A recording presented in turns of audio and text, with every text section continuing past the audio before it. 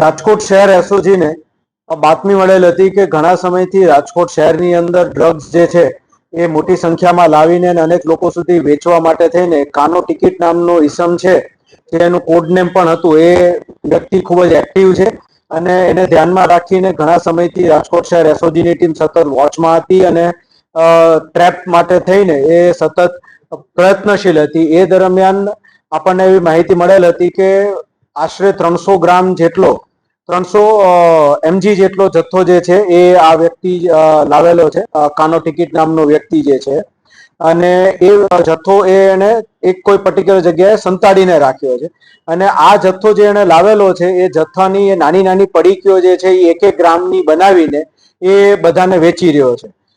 તેના આધારે રાજકોટ શહેર એસઓજીની ટીમ જે છે એને આખી ટ્રેપ ગોઠવી અને ટ્રેપ ગોઠવીને આ વ્યક્તિ જે છે એને અને એના સાગરીત સાથે, જેનું નામ છે હિતેન્દ્રસિંહ ઉર્ફે હકો કડી, એ બંનેને ઝડપી પાડ્યા છે. ટોટલ આપણને 300 ગ્રામ જેટલો જે છે આનો જથ્થો મળી આવ્યો છે, જેની કિંમત આશરે 30 લાખ રૂપિયા જેટલી થાય છે અને આ જથ્થો જે છે એ એફએસએલ પાસે વેરીફાઈ કરાવતા એમડીનો જથ્થો હોવાનું પ્રસ્થાપિત થયું છે. આ વ્યક્તિ આશરે એકાદ વર્ષથી આપણા રાજકોટ શહેરની અંદર આ ડ્રગ્સ વેચવાનું કામગીરી કરતો હતો. છેલ્લા 14 વર્ષથી આ વ્યક્તિ પ્રોહિબિશનના ધંધામાં હતો અને અનેકવાર એની ઉપર કેસો પણ થયેલા છે, પાસામાં પણ જઈ આવેલો છે અને હવે એને છેલ્લા એકાદ વર્ષથી એમડી ડ્રગ્સ તરફેનું પોતાનું સિસ્ટમ બદલી હતી, કામગીરી બદલી હતી, એટલે તેને ધ્યાનમાં રાખીને રાજકોટ શહેર એસઓજી દ્વારા આ કેસ કરવામાં આવેલો છે. અત્યાર સુધીની પ્રાથમિક પૂછપરછમાં એ રાજસ્થાનથી લઈ આવતો હતો એવું એની કબૂલાત આપી છે. એ જે વ્યક્તિ પાસેથી લઈ આવ્યો તેની પણ હાલ તપાસ શરૂમાં છે અને એ સિવાય એના કોણ સાગરીત હતા કે જે આ મિડલમેન તરીકે કામ કરતા હતા અને ક્યાં ક્યાં વેચતો હતો એની પણ હાલ તપાસ શરૂમાં છે.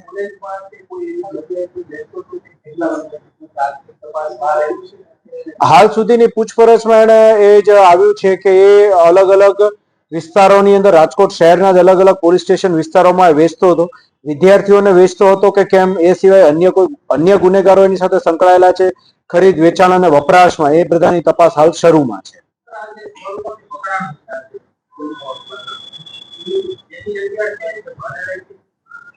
એને જે જગ્યાએથી પકડાનું છે એ દુકાન એને ભાડે રાખેલી હતી. આ એક પડીકી જે છે 1 ગ્રામની બનાવતો હતો અને એમાં પછી ડિપેન્ડિંગ અપોન ગ્રાહક જે છે એ ગ્રાહક મુજબ એ વેચતો હતો. જો પ્યોર વેચવાનું થાય તો મોંઘા માયલી પણ 8 થી 10 હજાર સુધીમાં વેચતો હતો. ઘણી વાર એ ભેળસેળ કરીને વેચતો હતો. એક પડીકામાંથી 5 પડીકી બનાવીને તો 1800 થી લઈને 2000 રૂપિયા સુધીમાં પણ વેચતો હતો. એટલે એ પ્યોર માલ વેચતો કે પછી ભેળસેળિયો માલ વેચતો, એ ગ્રાહક જોઈને નક્કી કરતો, તેવું હાલ એને કબૂલાતમાં આપ્યું છે. હવે એ આગળ વધારે તપાસ કરીશું, પછી જ ખ્યાલ આવશે. મેં આપને વાત કરી એમ, મેં છેલ્લા એકાદ વર્ષથી આ ડ્રગ્સના ધંધામાં સંકળાયો છે. હવે કેટલી વાર અગાઉ લઈ આવેલો છે, ક્યાં ક્યાં કેટલું વેચેલું છે, બધી તપાસ હાલ શરૂમાં છે.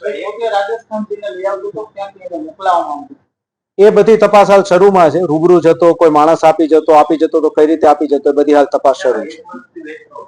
એવું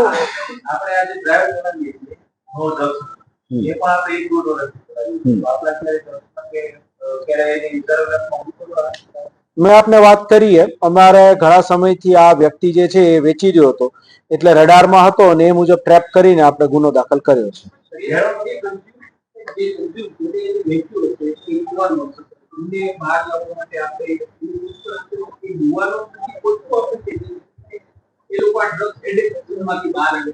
એટલે કોઈ પણ યુવાનો જે આ ડ્રગ્સ એડિક્શનમાં હોય તો તેના માતા પિતાઓને, વાલી વારસને અમારી અપીલ છે કે આપ સૌ લોકો અમારો સંપર્ક કરજો અને એમના રિહેબિલિટેશન માટે જે કંઈ પણ શક્ય બને એટલું રાજકોટ શહેર પોલીસ જે છે આપને મદદરૂપ થશે.